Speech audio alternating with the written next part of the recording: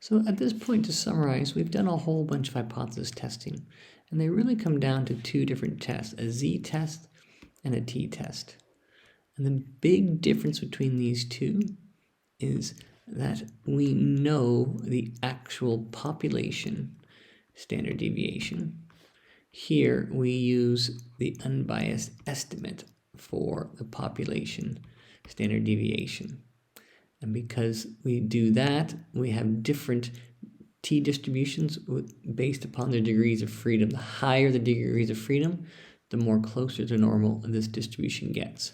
And so we have a z-test, one sample z-test, and a one sample t-test, which if we have one set of data, we could also do similarly with intervals.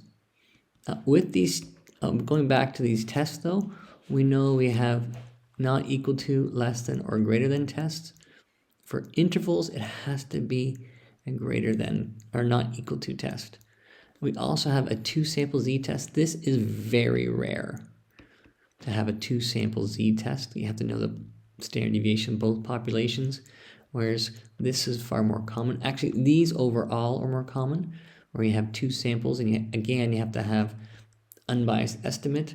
And then finally, you get the paired t-test, which is when you subtract two sets of data, and then you do a one t-test on the difference of the two sets. And so that's what we have so far. These ones all deal with degrees of freedom. I'll subtract one except for this one, where we'll subtract two.